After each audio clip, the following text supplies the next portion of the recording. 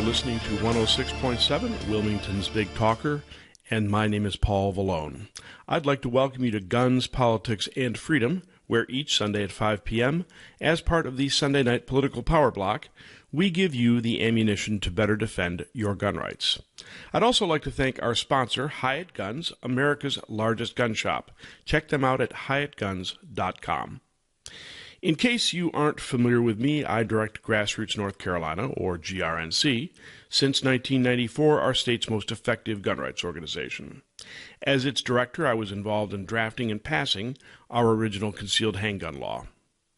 Since then, GRNC has gone on to engineer passage of concealed handgun reciprocity, our purchase permit bypass, castle doctrine and stand your ground, the expansion of concealed carry into state and municipal parks, restaurants, public assemblies, educational properties, and much more. Grassroots North Carolina is exactly what the name implies. A grassroots collection of people from all walks of life who share a common concern that our constitutionally guaranteed freedoms are being eroded. Check us out at grnc.org. That's grnc.org. We're going to start with gun rights news, but before that, I'd like to note that this is now, as I record this, day 45 of the onslaught on the Second Amendment, which has taken place since the Parkland shootings. So far, the media has been relentless. The gun control advocates have been relentless, and we are now seeing a variety of actions, including Congress passing the so-called Fix NICS Act. I'd love to tell you it's going to get better, but I have a feeling before it does, it's going to get worse. So if you haven't been paying close attention to what is going on in the news, I'd suggest you start doing so ASAP. First of all, in gun rights news, yes, Virginia, the left really does want to take your guns, and now even a former Supreme Court justice admits it. Yes, last week, retired Supreme Court Justice John Paul Stevens finally put it all on the table and called for a repeal of the Second Amendment, which he laments, and I quote, has provided the NRA with a propaganda weapon of immense power. Stevens goes for the full Monty in saying, and I quote, overturning that decision via a constitutional amendment to get rid of the Second Amendment would be simple and would do more to weaken the NRA's ability to stymie legislative debate and block constructive gun control legislation, there's a phrase for you, constructive gun control, than any other available option. Well, there we have it. In fact, major publications, including Investor's Business Daily, even commented on the, shall we call it, frankness of Stevens' editorial. Investor's Business Daily says, and I quote, it exposes the true agenda of gun control advocates, going on to say, but give Stevens credit for this. While his argument has more holes than a firing range target, he's at least being honest. That's more than you can say for most gun control advocates who routinely exaggerate and lie to make their case. Ain't that the truth? Well, elsewhere, surprise, surprise, surprise, that organic and spontaneous series of demonstrations by Students for Gun Control was anything but organic. Last week, I noted that gun control advocates have figured out how to weaponize children. Now let's take a look at who is doing the weaponizing. SecondAmendmentVote.com exposes much of it in a piece entitled Corporations, Professional Agitators Behind D.C. Gun Control Rally. Says the piece, and I quote, not surprisingly, Michael Bloomberg's Every Town for Gun Safety is the main conduit for funding and organization. The event's website directly solicits donations for the march for the March for Our Lives. That was the march last weekend. Every Town Support Fund, which is apparently a 501c3 nonprofit, as well as the March for Our Lives Action Fund, a 501c4 dark money organization.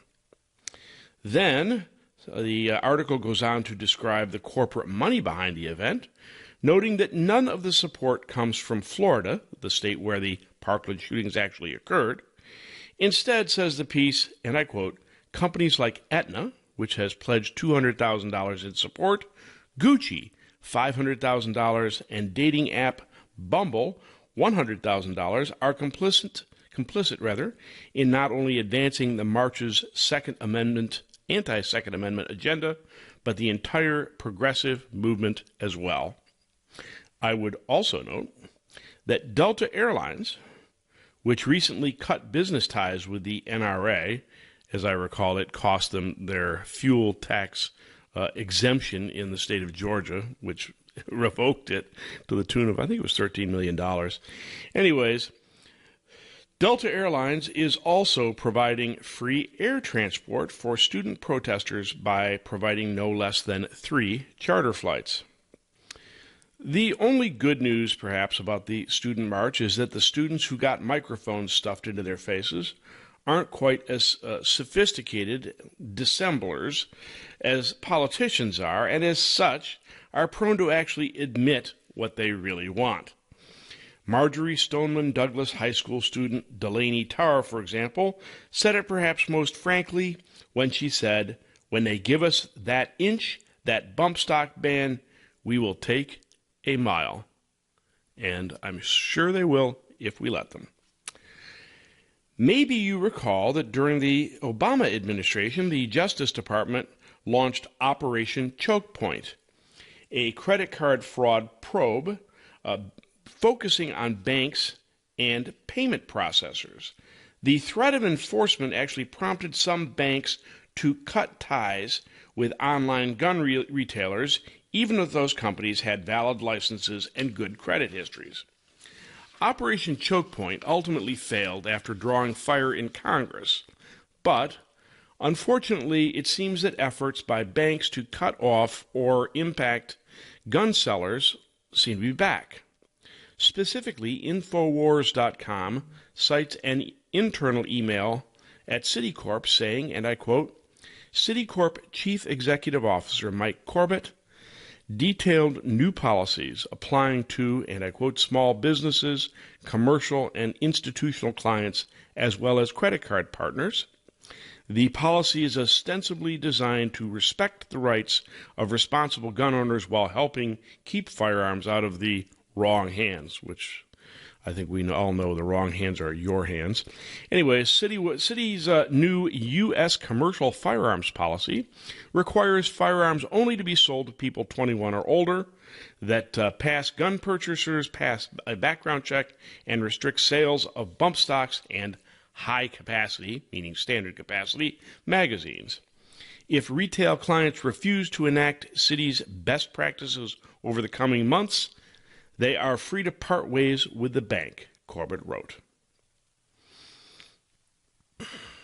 In legislative news, last week, Congress and President Trump delivered to gun owners what is perhaps the biggest screw job in recent memory. To be fair, we weren't the only ones screwed. The swamp creatures did what swamp creatures do, and I would have to say the need for Vaseline has been fairly widely distributed. But some gun owners think that the so-called Fix Nix language passed as part of the omnibus spending bill is no big deal. Some people think it's really not that bad. Well, I'm afraid they are dead wrong. And those who quote from the National Shooting Sports Foundation to the effect that they should Fix Nix isn't that bad, should realize that NSSF is a trade group for gun makers. It doesn't exist to defend your rights.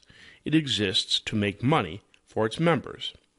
As I predicted earlier, the implications of the so-called Fix Nix language passed in the spending bill will gradually make themselves known and will result in the loss of gun rights by thousands, if not millions.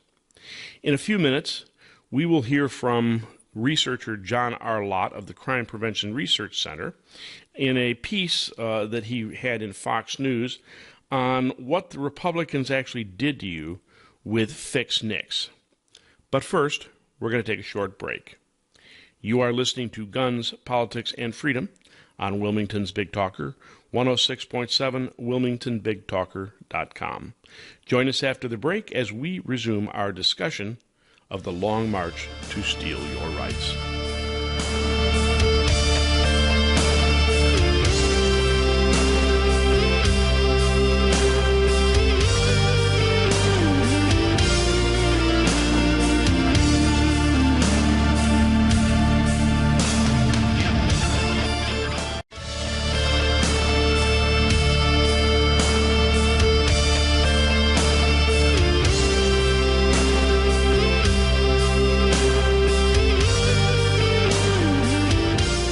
My name is Paul Vallone, and you are listening to Guns, Politics, and Freedom today on Wilmington's Big Talker, 106.7 WilmingtonBigTalker.com. Our show is sponsored by Hyatt Gun Shop, America's largest gun shop. Check them out at HyattGuns.com. Before the break, we began talking about the potentially far-reaching implications of the so-called Fix NICS language passed by the Republican Congress and signed by President Donald Trump. In particular, I would like to talk about what Dr. John R. Lott of the Crime Prevention Research Center has to say about that. And you may recall that Dr. Lott did the original research on concealed handgun laws, which was rather largely responsible for the passage of those laws around the country. Dr. Lott's piece for Fox News is entitled, "The Second Amendment Rights of More Than 4 Million Americans Are at Risk Thanks to Republicans in Congress." Here's what Dr. Lott has to say. Congressional Republicans are jeopardizing the Second Amendment rights of 4.2 million senior citizens. At the same time, they have voted to funnel tens of millions of dollars to gun control organizations and support other actions that Democrats will love. All of this is wrapped up in the giant $1.3 trillion spending bill that the House of Representatives approved Thursday on a 256 to 167 vote and sent to the Senate. Just before President Obama left office, his administration finalized new regulations banning Social Security recipients from buying a gun if they have trouble managing their finances. About 10% of all people 65 and older risked being classified as financially incompetent, about 4.2 million in all. Using the Congressional Review Act, Republicans and 2 Democrats passed a bill overturning the regulation. But the bill did more than that. It also prevents any future president from reinstituting the ban without new legislative authorization from Congress. Unfortunately, the spending bill passed Thursday allows that ban to be reinstituted because it reauthorizes the 2007 National Instant Criminal Background Check System Improvement Amendments Act. This act allowed government agencies, not just the courts, to determine if someone is mentally incompetent to buy or possess a gun. House Rules Committee Chairman Pete Sessions, Republican of Texas, said during testimony late Wednesday that he was disturbed that the bill would undo part of Republicans' good work. But by Thursday morning, the House leadership had decided to go ahead with the measure. Despite the name Fix NICS, the bill is likely to cause more problems than it is worth. Criminals are often dumb, but they are rarely so stupid as to buy a gun through a legal background check process. The people who get stopped are law-abiding citizens who simply have similar names to the criminals on the NICS list. These false positives are a real problem. From 2006 to 2015, the National Instant Criminal Background Check System denied gun purchases by 826,144 people. But all those denials led to only 488 prosecutions in the whole 10-year period, fewer than 50 a year. Less than half of these ended in convictions. This is an easy problem to fix. The government need only hold itself to the same standards it demands of companies performing background checks on their employees. But the problem isn't being fixed, and so adding more names to NICS will only result in more false positives. Democrats want to, quote, fix NICS, but they won't even accede to Republican requests mandating the full annual NICS reports that the Obama administration discontinued in 2010.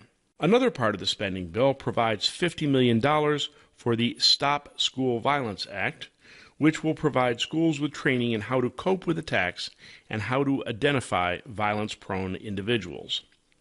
Despite President Trump's push to encourage schools to arm teachers and staff, the bill expressly forbids schools from using any federal money to do just that. Sandy Hook Promise that's an organization, Sandy Hook Promise, designed the Stop School Violence Act, tailoring it to the contracts that will be given out. Unfortunately, Sandy Hook Promise advocates extreme gun control measures and promotes such measures to teachers and students. Why should tax dollars from National Rifle Association members and other supporters of our Second Amendment right to keep and bear arms be used to fund organizations that teach children and teachers that gun ownership is bad? Another part of the spending bill authorizes the Centers for Disease Control and Prevention, or CDC, to do research on gun violence. But despite all of the claims by gun control advocates, the CDC was never banned from doing such research. In 1996, Arkansas Republican Representative Jay Dickey placed a provision in the CDC budget stating that, quote, none of the funds made available in this title may be used in whole or in part to advocate or promote gun control. Democrats are already claiming the gutting of this provision as a major victory. But either Democrats have never even read the Dickey provision, or they've been intentionally misleading people. In fact, the Obama administration funded gun violence research anyway through the CDC and other agencies. There was no reduction in gun control research after the Dickey provision. It is bad enough that the government can't keep politics out of its decisions about what research to fund. But what possible justification could there be for letting government agencies use federal tax dollars to advocate or promote gun control? Republicans can't get anything on gun control through the Senate without 60 votes. When Senator John McCain, Republican Arizona, absent for months to receive cancer treatments, that means nothing, can pass the Senate without the votes of 10 Democrats. Republicans who value the Second Amendment have given up a lot. The millions of Americans who believe in the amendment and who believe in our right to self-defense and to defend our families now have reason to be concerned. Let's talk a little bit about that measure that the Democrats slipped into the bill, weakening the Dickey Amendment, which prohibits the Centers for Disease Control from disguising anti-gun advocacy as research. Almost certainly, you've heard the anti-gun crowd whine ad infinitum about how Congress supposedly prohibits gun-related research and has done so since 1996. What you have probably not heard is the context for that supposed prohibition. Back in the 1990s, a number of gun control advocates calling themselves researchers began cooking the books by designing research to produce preordained results, namely to redefine gun ownership as an epidemic, which needed a, quote, cure, which, of course, was the end of private gun ownership. That is, of course, their ultimate cure. People like Art Kellerman, Garen Wintemute, our own Phil Cook of Duke University, who, by the way, is still at it, and his sidekick, Jens Ludwig. At the time, the CDC's National Center for Injury Prevention and Control was funding their research. And NCIPC was under the watch of one Mark Rosenberg, who is on record with the Washington Post as wanting to create a public perception of guns as, and I quote, dirty, deadly, and banned. Consequently, each passing day, the publication of more gun control advocacy disguised as research, and with it, calls for still more restrictions on guns. So extreme was the problem that a number of honest researchers, including our own Henry Schaffer, a biostatistician from North Carolina State University, published a piece in the Tennessee Law Review Second Amendment Symposium detailing anti-gun mendacity under the title Guns and Public Health, Epidemic of Violence or Pandemic of Propaganda. Despite the fact that most of the article described, most of what the article described as anti-gun sagecraft literature was exposed as a fraud, the factoids it inserted into the public consciousness continue to crop up even today. You've probably heard some version of a gun in the home is more likely to be used against a family member than an intruder, which was based on a biased sample of socially irresponsible people off the scale for a variety of types of social dysfunction. Or, guns are more likely to be used against acquaintances than strangers, which included acquaintances like drug dealers and other criminals who happen to know each other. I could go on, of course, but the bottom line is that anti-gun research is designed not to expand knowledge, but to create factoids which creep into the public consciousness and common sense that everybody knows. We'll talk more about this after our break. You are listening to Guns, Politics, and Freedom on Wilmington's Big Talker. Join us after the break after we resume our discussion of the gun control in the spending bill recently passed.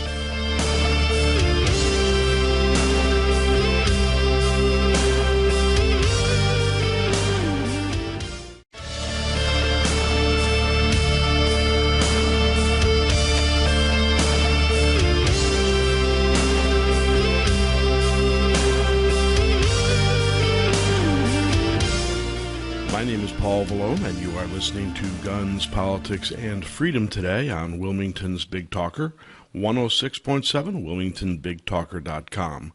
Our show is sponsored by Hyatt Gun Shop, America's largest gun shop. Check them out at hyattguns.com. Now, before the break, we were discussing how Republicans recently sold us out by weakening the Dickey Amendment, which since 1996 had restricted the Centers for Disease Control from using public money to conduct biased research designed to support gun control. Now, they weakened the Dickey Amendment, you recall, as part of the spending bill, which was recently passed by Congress and signed by the President. We discussed how in the 1990s, various, and I use this word in quotes, researchers, including Duke University's own Phil Cook, would cook the books, aptly enough, by designing studies to validate their preordained conclusions supporting gun control. We discussed how the National Center for Injury Prevention and Control, under the direction of one Mark Rosenberg, wanted to create a public perception of guns as, and I quote, dirty, deadly, and banned, and how the CDC funded the studies to make that agenda possible. In fact, a piece published in the Tennessee Law Review Second Amendment Symposium by Don Cates and our own Henry Schaffer of North Carolina State University and three other scholars, this was entitled Guns and Public Health, Epidemic of Violence or Pandemic of Propaganda, and it detailed the mendacity of those studies.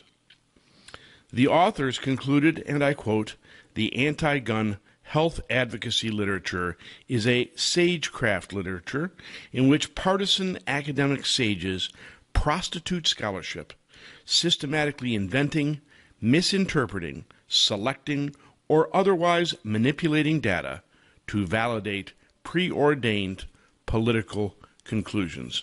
Pretty damning stuff.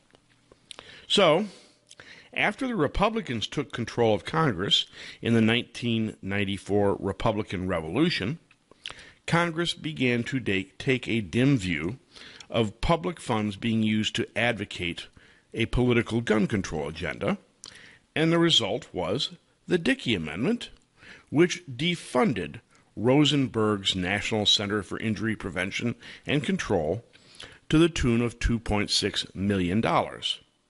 Now, we're not talking about a large sum of money. This was largely a message to stop pushing gun control under the guise of research.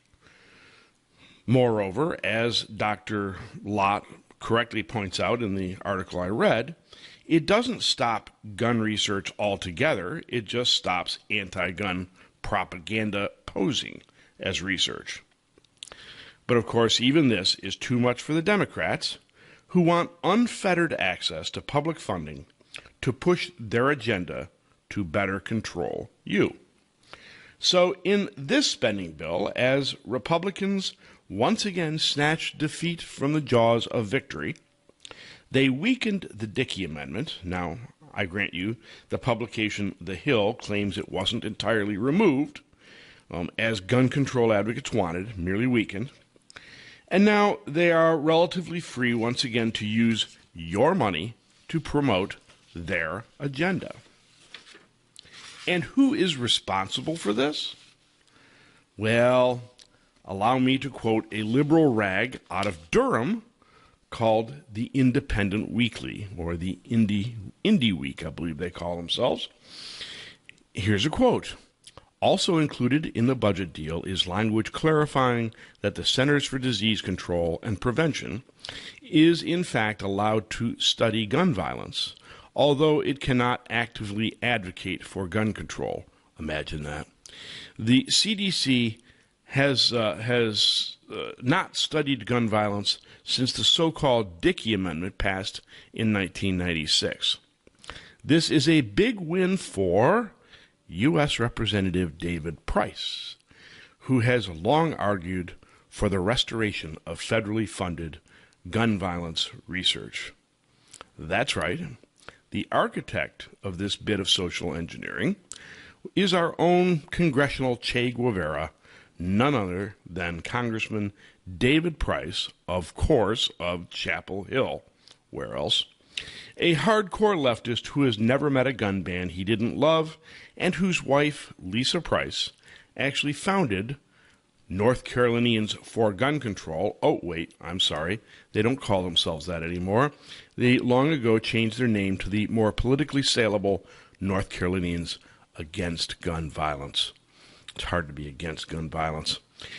Anyways, elsewhere in gun rights news, the Trump administration last Friday vowed to move forward with its scheme to reclassify bump fire stocks as machine guns. Last Friday afternoon, Trump tweeted, and I quote, "Obama administration legalized bump stocks. Bad idea. As I promised, today the Department of Justice will issue the ruling banning bump stocks with a mandated comment period. We will ban all devices that turn legal weapons into illegal machine guns."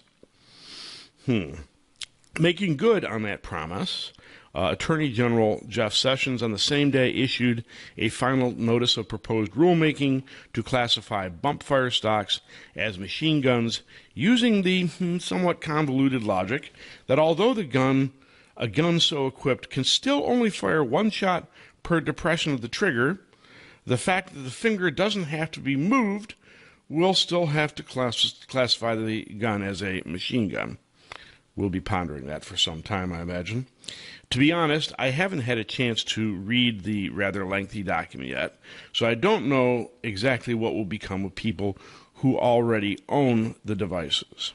In the 1990s, when Treasury Secretary Lloyd Bentsen reclassified drum-fed shotguns as destructive devices, under the Clinton administration, destructive devices being one of the classifications of the 1934 National Firearms Act.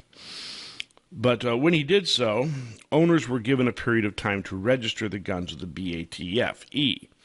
That said, however, by classifying bump stocks as machine guns, owners of the devices might be required to turn them in for confiscation, since no machine gun manufactured after May of 1986 may be owned or transferred to private hands.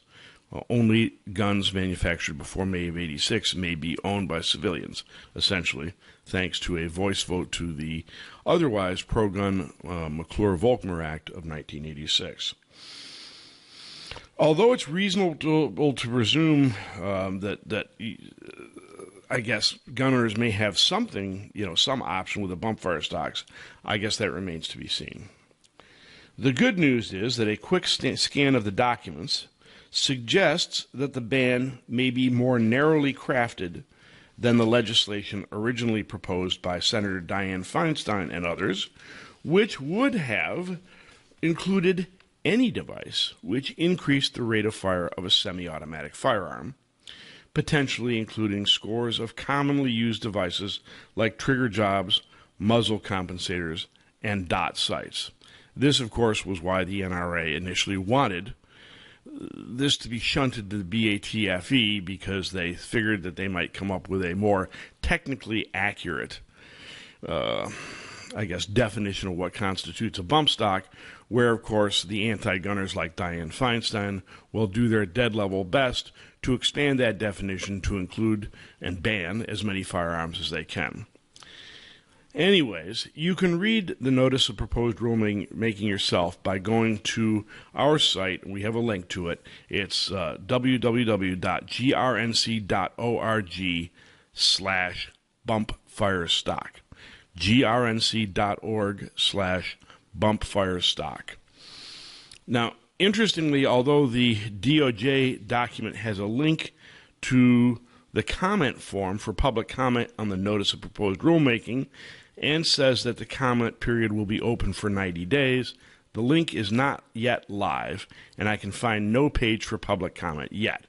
Presumably, it will be open soon, at which time Grassroots North Carolina, my organization, will also lead you to the comment form. So check out the details at grnc.org/bumpfirestock. Again, grnc.org/bumpfirestock. I'll repeat it again after the break, so if you missed it, grab a pen. Meanwhile, you have been listening to Guns, Politics, and Freedom on Wilmington's Big Talker, 106.7 WilmingtonBigTalker.com. We're going to take a short break, after which we will resume with a discussion of how you can better defend your gun rights from the gun control onslaught.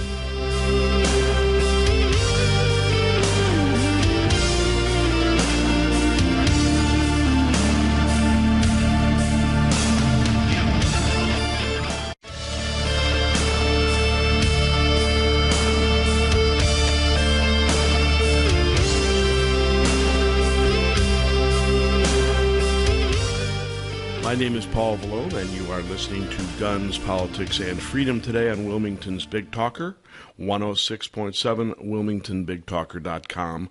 Our show is sponsored by Hyatt Guns, America's largest gun shop. Check them out at HyattGuns.com. Now, as promised before the break, here is where you can find the comment form on the proposed ban on so-called bump stocks, which will lead you to the form for public comment when that becomes available. The last I checked, it was not yet up. But the address to check out the notice of proposed rulemaking is grnc.org/bumpfirestock. That's GRNC, like Grassroots North Carolina, grnc.org/bumpfirestock. In state-level news, last week I had the good fortune to spend an entire day watching paint dry. Or at least that was about as much excitement as was generated by the first meeting of the North Carolina Republican House Speaker Tim Moore's Select Committee on School Safety. Created in response to the tidal swell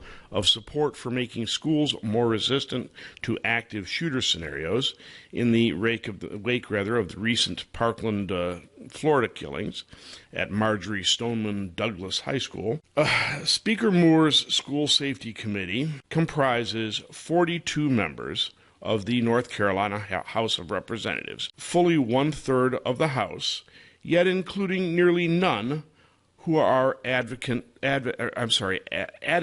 gun rights supporters. Mind you, Moore has seen fit to include plenty of anti-gun Democrats, including Darren Jackson, Democrat of Wake, and Marcia Moore, Democrat of Durham. As reported by other legislators, Moore has said he doesn't want to include pro-gun representatives because he doesn't want to make the committee activity all about guns, as though our opposition makes that somehow in any way avoidable. Perhaps to that end, the first meeting of Moore's School Safety Committee comprised an endless parade of bureaucrats from state agencies engaging in what can only be called dancing for dollars. Let me enlighten you with some of the things I learned from these bureaucrats as they testified endlessly for the committee. According to Kim Martin of the Center for Safer Schools, I think every bureaucracy in the state has now changed their name to include the words safer schools. But according to Kim Martin, the problem we should be monitoring is, wait for it, white males. To her credit, she actually did stop just short of calling for the extermination of said white males, at least for now. Then we have John Dorman of the North Carolina Emergency Management Task Force for, you guessed it, safer schools, who pontificated at length about a real lifesaver for kids, which will no doubt cost tens of millions of dollars, and which he called the digital panic alarm button. Yes, sir, that's what's going to save your kids. The digital panic alarm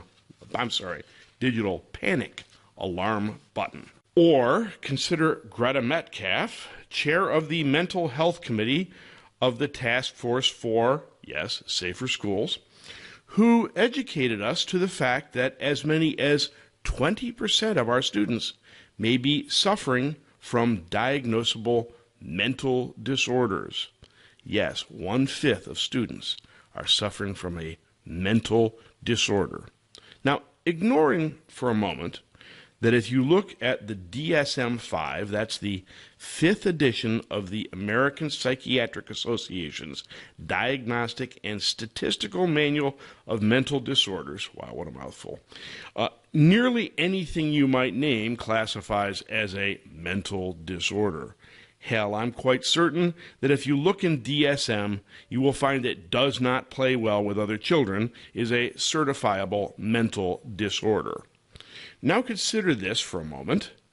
When they start talking about extreme risk protection orders and denying guns to people with so-called mental disorders, if this is allowed to happen, I can assure you they will decide that 20% or more of the population with these so-called mental disorders won't be fit to own guns. But the Swamp Dweller Prize for the day for bureaucrats pontificating on school safety before the Safety Committee goes to Agent S.A. Smith of the Fusion Center of the North Carolina State Bureau of Investigation, the SBI, who breathlessly informed us that each year there are no less than 300 school shootings. Or there was his PowerPoint slide which helpfully informed us that there had been fully 18 school shootings in just the first 43 days of 2018. 18. That's a lot. The only teensy tiny little problem with the numbers that Agent Smith gave us is that they have been so thoroughly debunked that even the Washington Post was forced to admit that they are wrong and propaganda. And where did these phony numbers being trumpeted as fact by our own State Bureau of Investigation come from? Why, as indicated by a tiny little note at the bottom of Agent Smith's PowerPoint slide, they come from anti-gun zealot and billionaire Michael Bloomberg's Every Town for Gun Safety. Well, Representative Alan McNeil actually queried Smith on whether he was familiar with Everytown for gun safety, the source of the numbers, and Smith said he was not. Well, personally, I suspect Smith probably wasn't familiar with the numbers because he had been fed them from higher up in the State Bureau of Investigation. And who runs the SBI? Well, that's the North Carolina Department of Justice, of course. And who runs the North Carolina Department of Justice? Well, that's Attorney General Josh Stein, of course. And you may recall that Democrat Stein has never met a gun he wouldn't ban and has himself called for a long laundry list of gun control since the Parkland shootings, including special registration for those nasty old so-called assault weapons, at least until such time as he can get them banned. So, just to be clear, what we have is a school safety committee which is likely to implement laws and policies controlling North Carolina schools for the foreseeable future, which is refusing to take input from advocates of arming teachers to protect students. And we have a North Carolina DOJ, which under the direction of a virulently anti-gun Democrat, pulling factoids for gun control organizations to present to governmental committees to foment gun control as public policy. And we have an ostensibly Republican Speaker of the House who is allowing all of this to happen. What I encourage you to do is to call Speaker Tim Moore, Republican of Gaston County, and let him know you don't appreciate the committee ignoring input from those who advocate ending gun-free zones, which result in students being victimized, and especially you don't appreciate the committee soliciting input from hacks pushing discredited gun control as fact. Contact Speaker Moore at 919-733-3451. Again, 919-733-3451. Contact North Carolina Speaker Tim Moore. Now, in closing today's show, I would like to note that this year the elections are for all the marbles. If Democrats gain control of Congress, and especially if they gain control of the North Carolina General Assembly, we will eat gun control like nothing you have ever seen. Lest you consider this just scaremongering, understand that we have an anti-gun governor who will cheerfully sign whatever gun control is sent to him. Just a couple of weeks ago, a group of anti-gun Democrats in the legislature held a press conference, touting the package they plan to introduce when the General Assembly reconvenes in May, which will include increasing the age for gun purchases, restrictions on semi-automatic firearms, and far more. Now, I admit that support is starting to come in again to gun control organizations since Parkland, but our organization is still woefully unprepared for the next elections. So we encourage you to please join or contribute to GRNC. We have a membership promotion going on right now. You can get an extra year for whatever level of membership you select. But go to grnc.org, that's grnc.org, and help us win in the next elections. My name is Paul Vallone. You have been listening to Guns, Politics, and Freedom on Wilmington's Big Talker 106.7, where each Sunday at 5 p.m. as part of the Sunday Night Political Power Block, we give you the ammunition to better defend your gun rights. Please check out our sponsor, Hyatt Guns, America's largest gun shop, at hyattguns.com. See you next week at 5.